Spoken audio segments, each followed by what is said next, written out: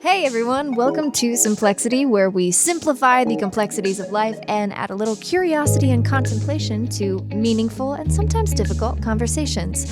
I'm your host, Alyson Stoner. What is lean, green, and printed by a machine? Money. Why does it even exist? That is a bazillion-dollar question, and today we are talking about money, how it shapes our identity and experience, and also how we can find financial security for ourselves and others. On the show, we have Aja George, a longtime friend of mine and one of my favorite humans on planet Earth. He started out as a popper in LA, which led him to dance with Keke Palmer, Miley Cyrus, Omarion, Chris Brown, Justin Bieber, and more. We shared the screen, actually, in Step Up 3D and other projects. But when Aja realized he wasn't fulfilling his purpose, he bravely and boldly took the finance world by storm, using his storytelling skills to help people unleash their potential every day, mentally, emotionally, physically, and spiritually. And of course, financially. He helps run multiple offices in Nashville and also in Orlando, and he shows people how they can be their own entrepreneur. They can be completely debt-free, financially independent, and basically live their lives the way they want. So, without further ado, welcome to the show, Aja. Hi, it's so good to be here. I've been waiting for this for so long, so it's good to see Aw. you. Likewise. So let's go back to the beginning first. What is your first memory of money? Was your opinion and understanding of money growing up positive or negative? Well, it's actually interesting. I think growing up, I didn't have much of an opinion of money. Um, I I know it existed, but it wasn't really until about middle school, but really high school, that I started to understand the impact that it had on my life. I know looking back at pictures in my photo album, my second birthday, my third birthday, stuff like that, I got everything I ever wanted. Every gift, every present I ever wanted. I got Nintendos, I got Game Boys, I got all of that stuff. And in high school, what happened was I went out of district. I was born and raised in Los Angeles, and I went to Beverly Hills High School. And at Beverly Hills High School, just like most people would naturally think, there is a lot of money. And I was not part of that. So I think that's when I really started to realize that our family wasn't as financially stable as I had originally thought. And that's when I started to think, it kind of sounds a little sad, but I was like, man, my family might be broke. And so it definitely wasn't a positive. It was probably more negative. I didn't really let it affect me too much. But I think what happens is in your subconscious mind, right? You see that every day and you feel those feelings every day. And then you start to think why is life so different for us? And speaking of the subconscious and conscious mind, what changes have you consciously had to make to your beliefs about money as you've grown up and pursued entrepreneurship and all the different careers? As I've studied a lot more over the past few years, and I've surrounded myself with people that I would consider to be financially stable, have a prosperity consciousness, be wealthy, right? I realized that a lot of those things were uncomfortable thoughts, uncomfortable subjects to talk about. And, growing Mm. up, we've all heard sayings like, money doesn't grow on trees, right? Or, money is the root of all evil. Or what do I look like? Do I look like I'm made of money? Or simply like we can't afford that. So as I started to realize that that was my subconscious level thinking, I did my best to actually start to change that subconscious level thinking. And that's kind of been my journey for the past few years, and my journey of also educating other people, because I feel like that's something that's very, very powerful, and most people need to hear. So, what kind of resources and concepts have you adopted? Where did you start? Who do you Shoot, read? that's a And really good question. yeah. So when I started dancing, I started dancing at 17, and which is kind of late for most dancers, but for me, whatever reason, God kind of blessed me and put me around the right people to help me have the career that I had. And I look back and it was just incredible. The people I got to dance with, the people I got to meet, who I got to do what with, when, where. It's insane to think about now. But I made a lot of money while I was dancing and blew it all. Like I had no idea how money worked. Mm. I made a lot of money. And so whenever I would make money, I would give it away. And my friends loved it because I would take them out to dinner, I would buy them gifts. But at the end of the day, I was living paycheck to paycheck, and there was really no reason for me to be living that way.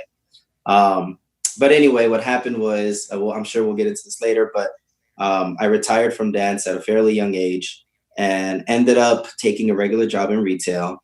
And that's not at all where my thinking changed. I was still living paycheck to paycheck, getting rid of all my money. And then I got introduced to the financial industry. And that's when I started to meet people that were financially successful and not living paycheck to paycheck, which was a big deal. And they taught people about money. And so they started introducing me to books. And the most classic one that I think everybody's heard of, obviously, is Think and Grow Rich by Napoleon Hill. And I read that book. And I remember the first time I read it, I was like, this is complicated. I don't get it. I wasn't a very good reader. And so what I did actually was I started to listen to videos and listen to audiobooks. Um, I had it in my paradigm that I didn't like reading. So I started listening and reading and watching videos. And so I started watching videos of Bob Proctor, Joe Dispenza, Tony Robbins, right? All of these different people that would give different insights on the subconscious mind, how to kind of reprogram your thinking. And that's kind of what did it all for me. But I think the number one thing was environment, being around different people that had different beliefs of money. That was a really big deal for me because it kind of rocked my world. It kind of flipped everything inside out because I had always been around people that were not financially successful. And now all of a sudden I was around people that were very successful and they were making in a week or a month what I was making in an entire year. And when you're around people like that, it just completely changes your mindset. Yeah, what did you do during your times of personal struggle? Like, what lessons did you learn about your personality? You've mentioned some of them, Mhm. but also like how the financial system works. How did you actually mechanically change your situation? I think environment is everything. There's a quote out there that says something to the effect of your environment is stronger than your willpower, right? And you want to surround yourself with people that are either where you want to be or just ahead of you in life. And so when I started hanging out with people that were making the level of income I wanted or had the type of lifestyle that I wanted, see in the dance industry, I spent a lot of time around, no offense, but like not you, obviously, but around broke people. And I think being I think being broke isn't necessarily it's not a money issue. It's a mindset issue. It's the way that we think Mm. about it. And I knew people that were making a lot of money and yet they always complain about money. I was like, well, I don't understand how you're making so much and you're complaining about it. But at the same time, I was doing the same thing. I was making money and then complaining about it. And so I think number one was getting around the right people. They just had a completely different mindset about how money worked and what it was able to do for people. And they're some of the most generous people that I know. They're some of the nicest people that I know. And they give back. Like when you make a lot of money, you give back a lot of money if that's the kind of person that you are. And Mm. I remember when I first told my mother that I was being mentored by very wealthy people, her first words out of her mouth were, "Be careful." And I thought that was so interesting because in her mind, wealthy people were evil people. And later on, I kind of found out that people are programmed to think that way. Because if you think about all of the movies that we watch, the wealthy people are typically the bad guys of the movie, right? Right. And so programming kind of has that all around us all of the Power. time. Yeah. And so I started spending it around the right people, having different kinds of conversations. And then you know this very well, but meditation and self hypnosis, that was a big, big part of the transformation because I wanted something that would have a faster effect. And you can read all the books, watch all the videos, listen to all the audios, but that's all going to get stuck at your critical factor. It's all going to get stuck at your conscious mind if it's a different idea from what you have in your subconscious mind. So those were some of the things that I was able to incorporate into my life that really changed the way that I live my life now. And now you're teaching people, which is beautiful. And I That's the think we goal. don't ever really fully learn anything until we're able to teach Oh, it. absolutely. Jim Quick So, says, oh, as soon as you learn something, teach it. because when you teach something, you learn it twice. And I make that a very, very big point in my life. I read a lot of books nowadays. And as soon as I read, I try to teach somebody. I call somebody, I text somebody. I'm like, hey, I just learned this. And when you do that, it just tends to stick with you a little longer. So you're working with people a lot nowadays, especially millennials and young people. What are the most common mistakes or challenges people within our generation have to overcome to reach our goals? This is a hard question to answer for me because I think some millennials are this way and some aren't, but I think more are this way, and that is that they think they know everything. And they have seen, because of Google, right? And because of the internet age and the iPhone, and information is just so easily accessible that people think that they can just know so much right away, right? And I think that's part of the problem with millennials, is that they're not as open-minded sometimes, right? Now, on the contrary, and this is why this question is so hard to answer. I think on the contrary, some millennials are some of the most quote unquote woke that we've ever seen, right? Because they are just so open to the information that they're willing to take in anything. And so that's why it's kind of hard for me to explain. I've never been the kind of what is it, the baby boomer generation, the boomers. They're like, oh, millennials are this and that. Well, the reality is there are boomers that are just like that too, right? So we can't really pigeonhole anybody into one thing. But that's one. They're closed-minded because they think they know so much and the information is so readily available. The second one is they're so passion-driven that they're willing to drop everything for their passion, where they're not actually stable in their own life. And sometimes because of that, like I know a lot of millennials that travel a lot and they claim to be trying to find themselves. But in my opinion, you don't find yourself by traveling. You find yourself by actually looking inside, right? And you got to understand yourself. You have to really study yourself in order for you to be able to just kind of make the changes that you need necessary to be able to live the life that you want to live. So those are the two I would say are the biggest things. And I fell victim to both of them at some point in my life too. So proud to say that I was able to change, be open-minded, and really just self-reflect and be aware of who I am and who I wanted to be, and kind of shift those things, shift the way that I think. Yeah, I think that's one of the reasons I wanted you to tackle this topic with me for people, because we're not coming in knowing all the answers like a financial expert that we may have seen on the Right. screen. Mm-hmm. We're representing the people who have had to figure it out. I mean, I know people will hear this and go, Alyson, you didn't have to figure out anything. But as we're unpacking, money is so related to identity and your belief system Yeah. that I could have had all kinds of privilege and opportunity around me, and I have, but not been able to understand what to do with it or how to sustain myself after those sources of revenue are no longer available. Yeah. So I'm learning so much about money, and you've been so helpful. You've sent me Oh, every good. possible video and book under the sun. So I know I want to recognize here that access and opportunity are not equal across the board. Mm-hmm. So there are other systemic barriers for financial hardship, and I want to respect that. But some barriers are for financial security are within our control.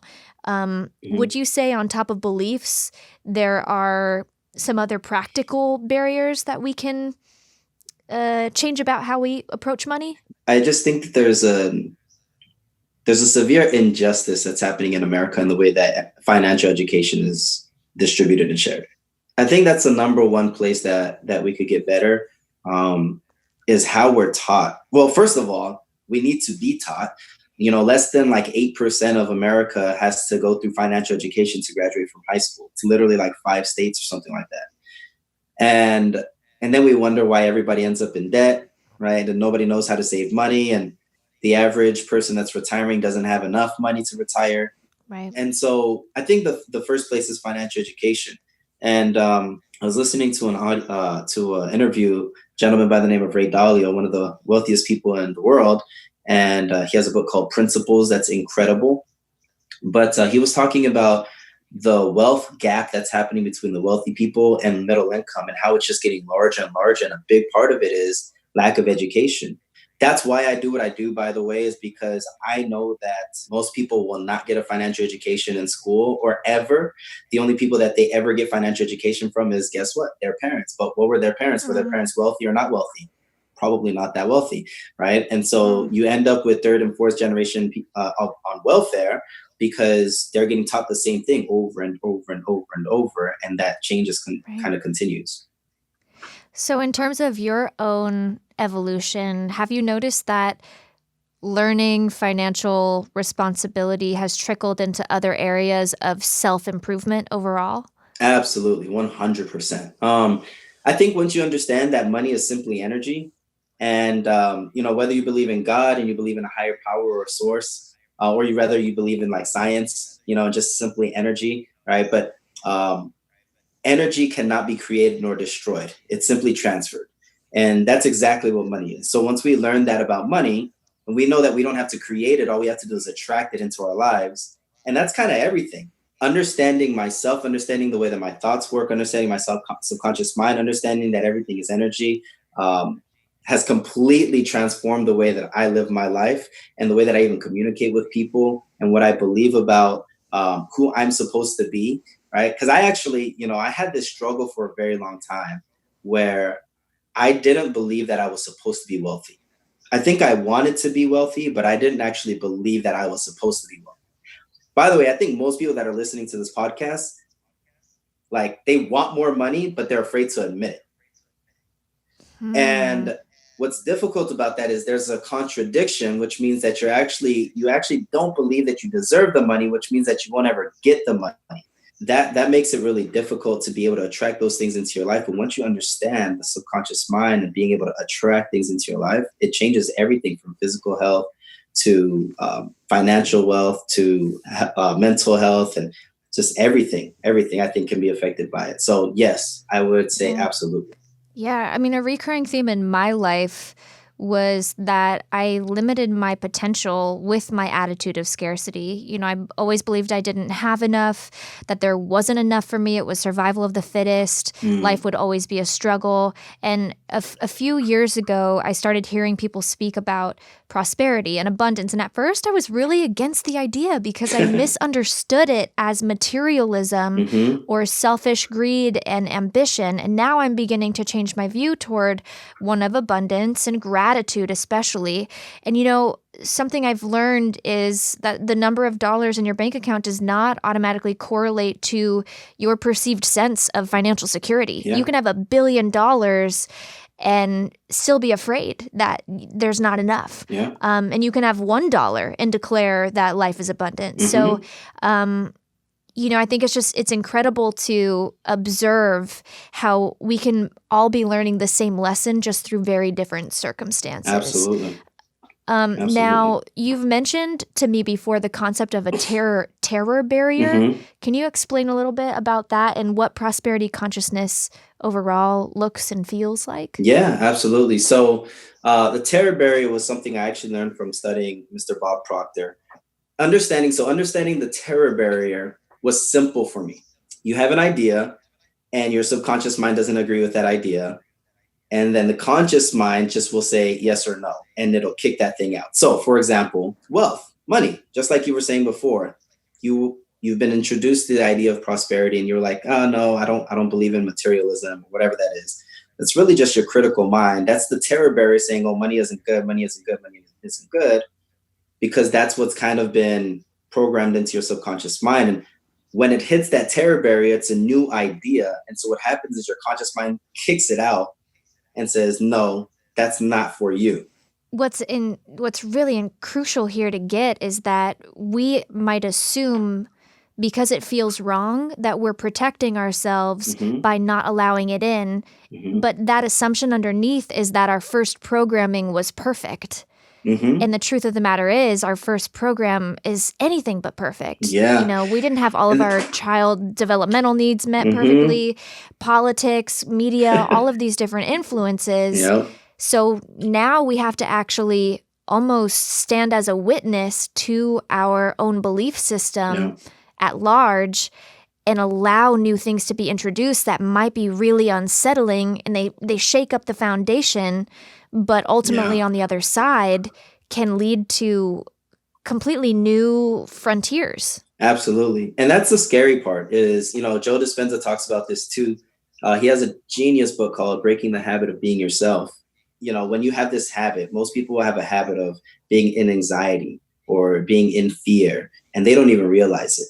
And their body just goes through it on a daily basis, right? And over 90% of the thoughts that we think on a daily basis are the same thoughts we had before. And if we're always thinking about fear and anxiety, right, eventually what happens is that starts to affect our body physically. Once you understand that you can't live in that constant cycle of fear and anxiety and doubt and ignorance, right? And you got to study these things, then it completely changes the way that you can live your life. And so, yeah, I highly recommend that book. It's one of my favorite books of all time. There's a lot of good information. Yeah. Yeah. Okay, let's take a quick break. Okay. And then we'll come right back for more. Awesome. Here's a question I probably know the answer to. Do you experience stress or have anxiety or chronic pain or trouble sleeping at least once a week? You are not alone. Many of us do, including me. I've been sitting at computers a lot lately, and my body is starting to have pains I didn't used to have. What is that? And then my friend asked me if I use CBD, and I was like, oh yeah, duh, and discovered Feels. That's Feals. So Feels is premium CBD delivered directly to your doorstep, which is how we like it around here. It's naturally helping reduce stress, anxiety, pain, and sleeplessness. So I use it not only for my back, but also before bed to help ease into the night. Just place a few drops of Feels under your tongue and feel the difference within minutes. If you're new to CBD, by the way, Feels offers a free CBD hotline and text message support, so you can have your personal experience guided by experts. This is about feeling better naturally. I know my last name is Stoner, but there is no high, hangover, or addiction involved here. So you can join the Feels community, and you can get Feels delivered to your door every month. You'll save money on every order, and you can pause or cancel at any time. Just go to feels.com/stoner, and you'll get 50% off your first order with free shipping. That's FEALS.com/stoner to become a member and get 50% off automatically your first order with free shipping. Feals.com/stoner. Feel better. Welcome back. We're here hanging out with Aja George, talking about money, money, money, money, more money, but not more problems. So I want to ask an interesting question, or at least it piqued my interest. Do you think our worth and our salary are related? And if so, how? I don't believe that our worth is related to our salary, but I do believe that the value we bring to the people around us does eventually become correlated to our salary. First of all, I think everybody would agree that hard work does not equal more money, right? And I say that because everybody knows somebody that works really, really hard and is still living paycheck to paycheck, right? Mm-hmm. And so hard work does not equate to money. You also have to bring value, and then you also have to have a prosperity consciousness. Most people, they simply live in fear and scarcity. They're always thinking about the next bill, their next, due date, rent, credit cards, all of this stuff. And they're focusing all of their energy on that. Whereas if you're able to live in gratitude and for lack of better terms, just know that everything is going to be okay. And then you continue to try to bring value to the people around you, then I think eventually your prosperity consciousness rises, and then eventually your salary will rise. When you think about it, if you look at the top 10 people, the top 10 wealthiest people in the world, right? They all brought tremendous value, right? They didn't work necessarily. I mean, they all worked hard. Think about it. They all worked really hard, but they all worked really smart. They saw a niche or they saw a need, and they brought value to that. Companies like Amazon and Apple and Alibaba and all of these different companies, they brought tremendous value to the entire world, and that's why they became some of the wealthiest and largest companies ever. And so I wouldn't say necessarily somebody's worth. I think somebody's worth is priceless, so you can't put a number on worth. But somebody's value You know what I mean? Their value can be determined by, or their salary will be determined by the value that they bring. And potentially how much they allow themselves to believe that they're worth. And speaking of that, Exactly. as an artist, I have a long history of doing gigs for free Hmm. and or being underpaid, Hmm. which is common. Whether you're on salary or you're freelancing gig to gig, it can be difficult to stand up for yourself in terms of Yeah. pay. Because if you demand more, they'll just say next, and someone else will Hmm. slide in eager to have that credit on their resume. So, how do we get better at requesting an appropriate salary for our energy, experience, and the value that we know we're bringing?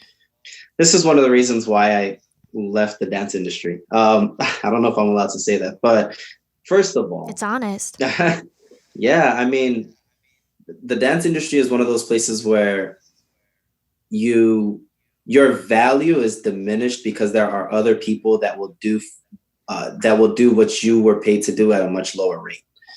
And that makes it really tough because when you try to stand up for yourself, even if you had a group of people trying to fight and stand up for themselves, there will be people that undercut that and do it just for, minimal pay or even just exposure. That's a big word, right? In the dance industry. Oh, just do it for exposure. You'll meet these people, you Hmm. meet that.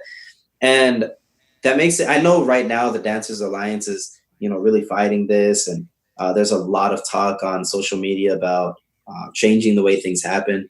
I think one of the biggest things also is that the majority of the way people think is scarcity and fear, like I said before. And so you have all of these people that are coming in and they're younger, right? They've never been taught about prosperity consciousness. They've never been taught, like, there's a book called The Science of Getting Rich, and he talks about competitiveness versus creativeness. And most people are being so competitive that they never tap into their creative side. And then they end up bringing other people down in order that they can be higher. I heard a quote one Wow. time that said, if you want to build the biggest building in town, you can either tear everybody else's down or you can just build yours taller. And I feel like the dance world is Wow. so full of people that they'll stab people in the back. I mean, it's happened to me. People will literally stab people in the back at an opportunity. And that once that starts to shift and people realize that there's enough out there for everybody, that's the problem. Is people have such a fear and scarcity mindset that they don't believe that there's enough out there for everybody, but there is. You know what I mean? There's so much opportunity for everybody. There are countless amount of artists, there are countless amount of shows, and maybe you don't get this one, but that doesn't mean you won't get another one. And be grateful Right. for what you're getting. And so that's kind of one of the reasons why I left. But I actually stood up. I stood up to one of the jobs one time. Me and my two buddies, Shoni and Terrence, and we say, "We're not. You promised us a rate, and now you're telling us you're not going to give us that rate, and we don't appreciate that." And it was really, really scary. And when you're willing to walk away from something, then you realize that you really have something to fight for. And and it was a big job, and we were willing to walk away from it. And the job was actually going to just let us go. And we were like, wow, that's the dance industry. But luckily, like, the guy running the whole thing said, you know what, I really want them. And so this is where our value came in. We were irreplaceable for that particular job, which is why we ended up continuing to do that job, because they ended up giving us what we wanted. But we got replaced for It the next won't job. always, yeah, it won't always work like that. Exactly. And that's the And scary there's, part, because you don't control your own right, destiny in the dance world. You have right. to succumb to the way other people want you to look or sound or dance or all of these other things. And you really don't control your own destiny. And it's kind of just a crapshoot. And Right. Or you forget that you can generate your own opportunity. right, which Um, has happened a lot more recently than in the yeah, past. Um, yeah. when I was But in the industry, social media didn't exist. So if you were a dancer, you relied on someone else's fame to make money. Nowadays, it's a mhm, little different, which I'm actually really happy about, because you can actually generate and create your own brand and be mhm. the face of your own brand and be your own marketing and all of that. Then the question becomes, though, how do you build a business around that? Because if you Yeah. stop dancing, then your income stops. Yeah, you So how do still you need create a financial income that, literacy and business model and know how to right? make projections and some of these other hard skills that we definitely didn't learn in school and definitely not at the dance Hmm. studio. I want to go back to what you said about competitiveness versus creativity. It reminds me of a concept that I'm learning in a book called Zero Marginal Cost Society. And the author is explaining a common concept about how the Fortune 500 companies and the big monolithic beasts that are controlling so much of the market will actually go to great lengths to cut off these entrepreneurial endeavors that are Mm-hmm. bringing newer, better, cleaner, greener, safer technologies to the forefront because they have to protect their capital, their Yeah. economic gain and control. And it's just so fascinating that instead of being more collaborative in our efforts toward a safer and better society for Mm-hmm. everyone, we still stay in that mind frame in a way that the larger companies, even though they're making billions of dollars, they still have a fearful mindset. Yeah. It's so we have to, redesign the human narrative at large. Hmm. And I think we'll see that changing our capitalistic society in the next Absolutely. 50 years, especially as this author is explaining. I'm like, oh, okay, I've got a lot to think Yeah. about. Do you have any final thoughts or your top recommendations for people? We've mentioned a lot of different authors, so I hope people Hmm. are taking notes and they can check them out. I've read just about everything you reference because you've shared it with me at some point. Good But stuff, are there right? any others? I think there's a really classic book out there that everybody should read. It's called Rich Dad Poor Dad, and by Robert Kiyosaki. It'll change the way that you view where your money is being spent, whether they're being spent on liabilities or assets. And at the end of the day, you got to know the rules of money if you want to win at the game of money. So Rich Dad Poor Dad, I think, is a really good book. And then, as crazy as it sounds, but I've gotten wealthier and wealthier as I learn more about myself and my subconscious mind. In order to be wealthy, there's a few things. You have to have the prosperity consciousness, you got to do the work, right? But you also have to have a good vehicle, right? It's really difficult to make money in a vehicle. Like if you're just in a crowded space, in a crowded industry, then it's really tough, right? So that's where creativity comes in. But for example, right now the financial industry is huge. Why? Because the baby boomer generation is all retiring. It's like $70 trillion or something crazy that's being transferred. You know what I mean? Obviously, if you're going to go into business, which I recommend everybody have some sort of side business at least, you got to look at you got to look at timing, you got to look at the vehicle that you're in. So I recommend reading business books as well. But everything really comes down to the subconscious level. So things like You Were Born Rich by Bob Proctor, Think and Grow Rich by Napoleon Hill, Breaking the Habit of Being Yourself by Dr. Joe Dispenza. Mr. Jim Fortin has a lot of audios, a lot of videos, stuff like that. I actually wrote down a whole list of all these things. But and then like books like The Four Agreements by Don Miguel Ruiz. Like I love books like that because it helps you kind of change your mindset and change the way that you think. There's a book by Carol Mhm. Dweck called Mindset, where she talks about fixed versus growth mindset. Always be on a trajectory of growth. Always be going up. Right. I am better today than I was yesterday, but I will be better tomorrow than I am today. Right. And just kind of continue to live that Mm. way. And so study, study, study, So and then take action. That's the most important part. if people want to go deeper with you, how can they find you and even pitch you their ideas and what their vision is and get your help and assistance? Absolutely. So I'm most active right now on Instagram. It's just Aja George, AJAGEORGE. I respond to every message. I look at them all. I also share a ton of books. I read about a book a week. So, you can message me and ask me what my takeaways were or recommend books to me. I always love that too. Um, and then, I don't know why, but I feel like one of my gifts is to help people become more open minded and then put them on a path to help them become the better person that they want to become. And so if you have any questions for me in that way, then I'd be more than happy to. I'm here for everybody. I'm such a giver. That's just who I am, and I've always been. It's So true. I can attest to that.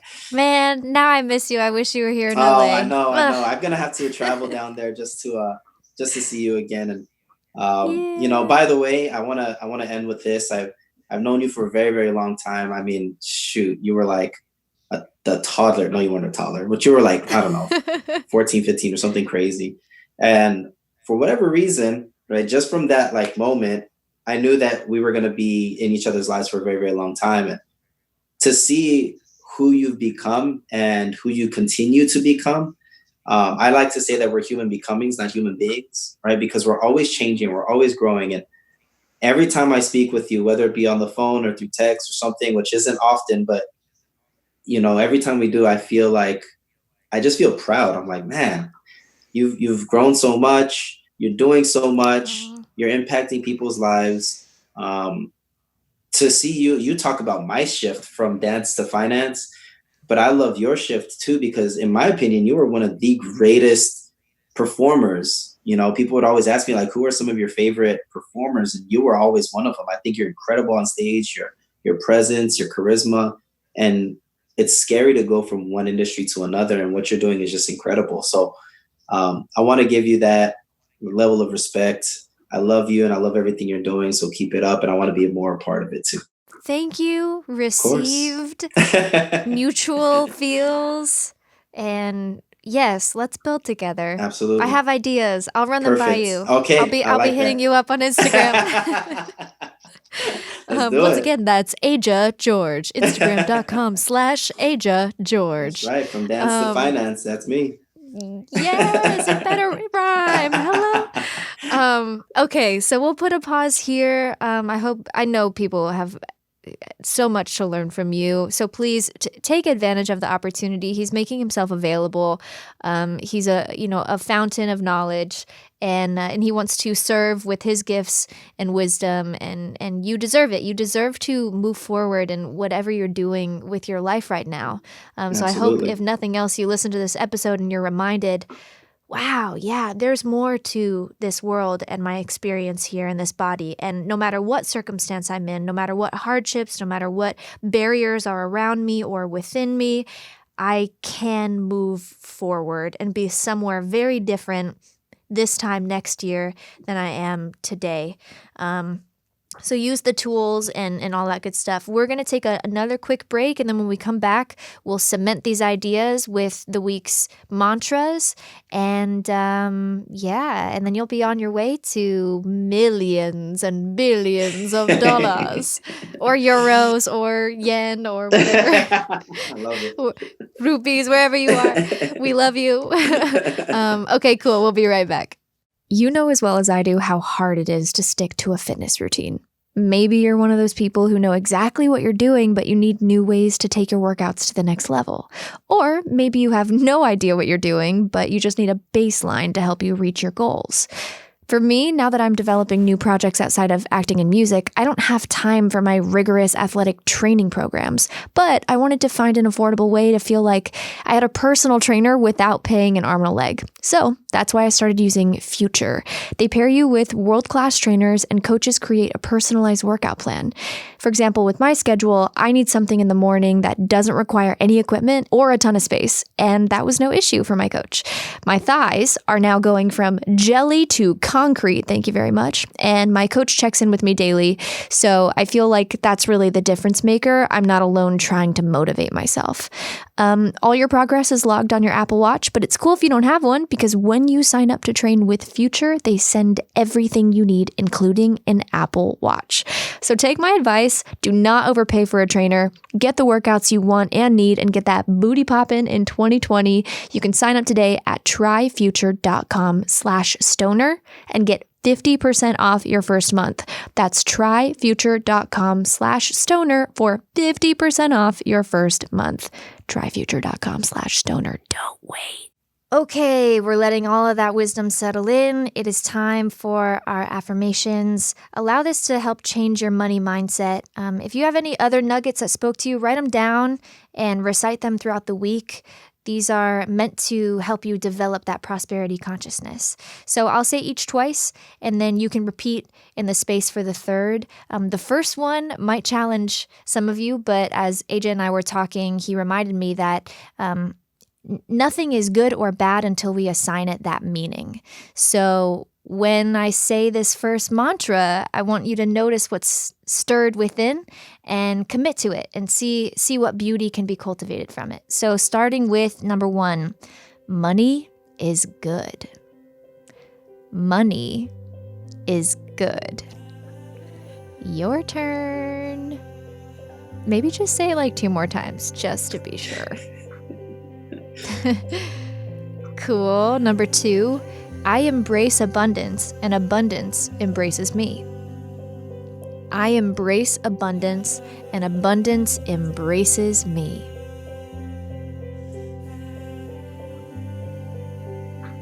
And third, this is something that AJ actually says himself. AJ, which one was it? I am in alignment. I'm in alignment with wealth and prosperity. Ooh, you say it twice. Prosperous. I am in alignment with wealth and prosperity. I am prosperous. I am in alignment with wealth and prosperity. I am prosperous. So good. I always feel rejuvenated after these conversations, which is how you know that it's real, because if an introvert feels energized, but I swear, the second you make it about small talk, I'm like, nah, bye, gotta go. All right, thank you so much, everyone, for listening. You are beautiful and wonderful, and you deserve everything under the sun and beyond in the galaxies. Make sure you share this episode with anyone who it can benefit and inspire. And if you haven't already, please leave a rating and review. Be generous and abundant in that way too. Hey! And I will catch you all next time for more Simplexity. It's anything but small talk. Peace. Bye.